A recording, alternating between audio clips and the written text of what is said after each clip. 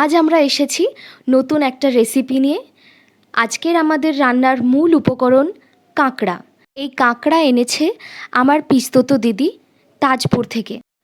নমস্কার, মা কাকিমার হেসেলে আপনাদের সকলকে জানাই স্বাগত। এখানে আমাদের মশলা রাখা আছে, আদা রসুন বাটা হয়ে গেছে, টক দই নিয়ে নেওয়া হবে একটু ফেটিয়ে নিয়ে, পেঁয়াজ কুচিও নেওয়া হয়ে গেছে, আর আছে গোটা গরম মশলা।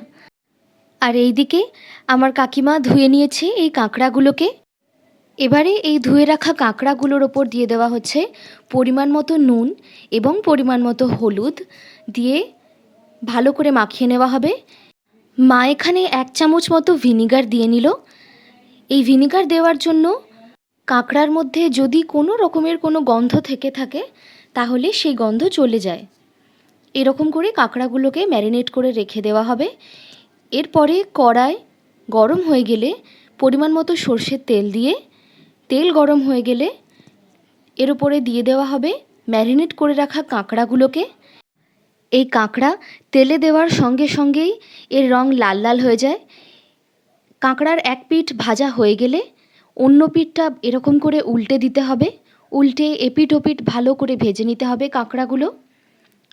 এরকমভাবে দেখুন আমাদের এখানে সমস্ত কাঁকড়া ভেজে একেবারে রেডি। এরপরে কড়াতে তেল গরম করে দিয়ে দিতে হবে গোটা গরম মশলা এবং কুচিয়ে রাখা পেঁয়াজগুলো দিয়ে পরিমাণ মতো নুন দিয়ে ভালো করে নাড়াচাড়া করে নিতে হবে। ততক্ষণ পর্যন্ত এই পেঁয়াজ নাড়াচাড়া করতে হবে যতক্ষণ না পেঁয়াজের কাঁচা গন্ধটা চলে যায়।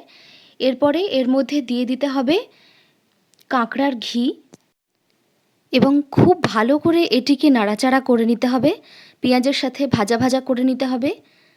এটি ভাজা ভাজা হয়ে যাওয়ার পরে এর মধ্যে দিয়ে দিতে হবে 1 চামচ পরিমাণ আদা বাটা এবং 2 চামচ পরিমাণ রসুন বাটা এবং চেরা কাঁচা লঙ্কা দিয়ে ভালো করে নাড়াচাড়া করে নিতে হবে।